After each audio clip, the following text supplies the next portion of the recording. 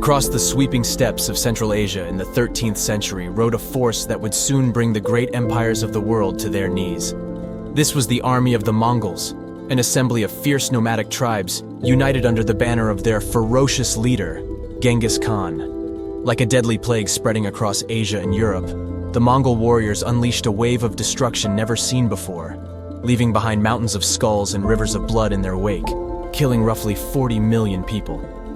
Emerging from the harsh and unforgiving landscape of the Asian steppe, the nomadic Mongol tribes were hardened by the difficult life of the open plains.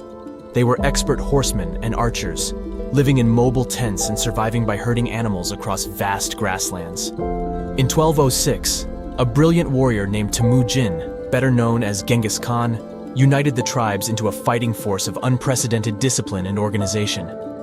Employing shrewd tactics and superior mobility, Genghis's hordes overwhelmed much larger but rigid peasant armies.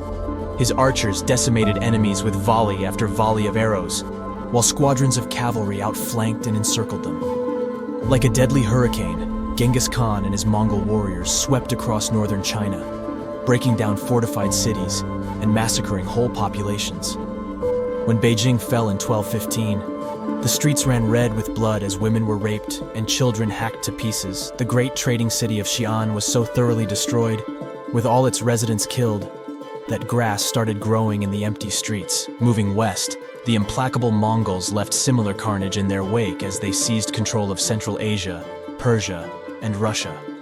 When the Mongols rode into European cities like Budapest and Krakow, church bells rang out frantically to warn the panicked populace of the approaching terror.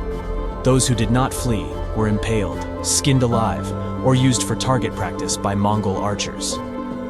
By the late 13th century, the Mongol Empire stretched over 12 million square miles, the largest contiguous land empire ever. In their ruthless conquests, it's estimated the Mongols slaughtered tens of millions across Asia, the Middle East, and Europe. Yet, beneath the bloodshed, the Mongols left a paradoxical legacy.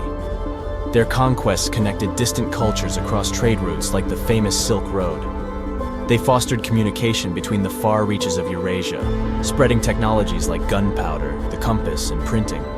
The Mongols were relatively tolerant of different religions, and their rule enabled new mixing between Slavs, Chinese, Muslims, Jews, and Europeans. Their vast empire enabled flourishing exchanges between these cultures, laying the groundwork for the modern age. Thus, while the horrific violence of Genghis Khan's hordes left deep scars, the unprecedented connectivity they created changed civilization forever. On one hand, the Mongols were destructive conquerors, who left death and devastation in their wake. The scene of burned cities, piles of skulls, and fields littered with bodies were common after their campaigns. Some regions like Persia took centuries to recover their population after the Mongol massacres.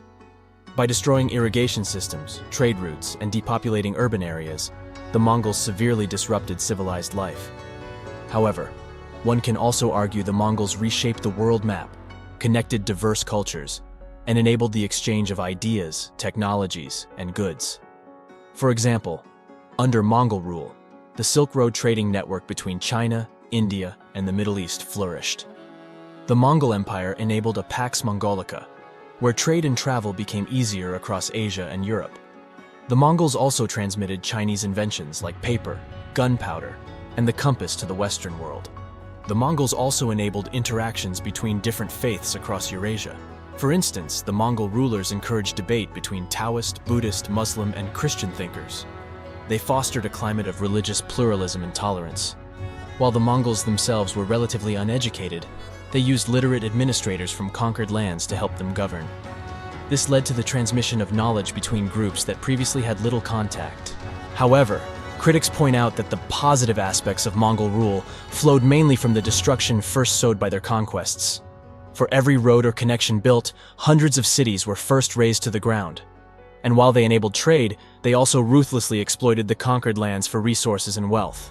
Moreover, despite cultural exchanges, millions were slaughtered in cold blood under the Mongols. In conclusion, the Mongol Empire had a complex dual legacy. While we can appreciate the rise in global communication and trade, as well as exchange of ideas that happened under their vast realm, this must be weighed against the unfathomable violence and bloodshed unleashed by their expansion. The Mongol Khans were some of history's most brutal conquerors, yet also culturally impactful in linking together the East and West. The Mongols were devastatingly effective conquerors, due in large part to their masterful military tactics and skill on the battlefield. The Mongol army was comprised entirely of cavalry, who were expert horsemen and archers trained from childhood. They carried powerful composite bows that could shoot over 200 meters and were deadly accurate while riding full gallop. The Mongols perfected the tactic of mounted archery, circling and harassing opponents with arrows before closing in. They used feigned retreats to draw enemy armies into ambushes where they would be enveloped and destroyed. Mongol commanders also effectively coordinated large cavalry formations of 10,000 or more, deploying them quickly and concentrating force at key moments. In siege warfare, the Mongols adopted foreign engineers and technology like Chinese gunpowder weapons and Persian counterweight catapults. They quickly learned to capture cities by breaching walls and gates. The Mongols also used psychological warfare, intentionally terrifying opponents with wholesale massacres. They calculatedly raped, pillaged, and slaughtered entire populations to induce surrender through shock and awe.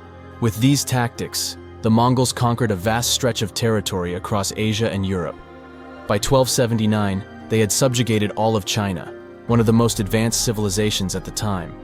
They destroyed the Islamic Abbasid Caliphate based in Baghdad, which had been a center of culture for 500 years. The Mongols blitzed across Russia, Poland, and Hungary, razing cities like Moscow, Krakow, and Budapest. To the south, they conquered Persia, Mesopotamia, Greater Syria, including Damascus and Aleppo. By integrating many conquered peoples like Chinese artillerymen and Eastern European cavalrymen, their armies became even more diversified and potent.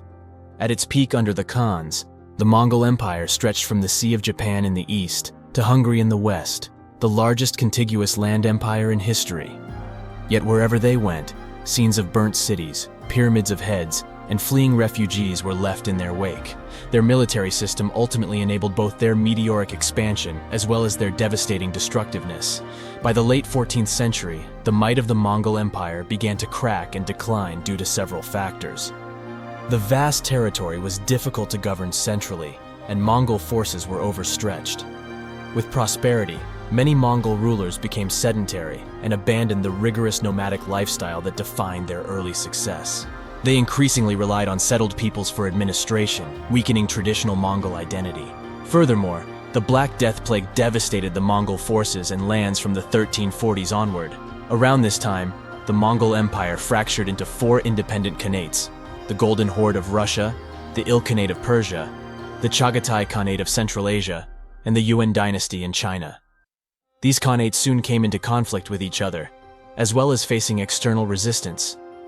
By 1368, the Ming dynasty expelled the Mongols from China after widespread rebellion against their rule.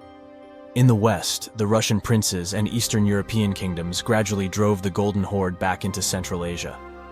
The Mongol remnants were ultimately sandwiched between the Chinese Ming dynasty to the east and a rising Muscovy Russia to the west by the 15th century.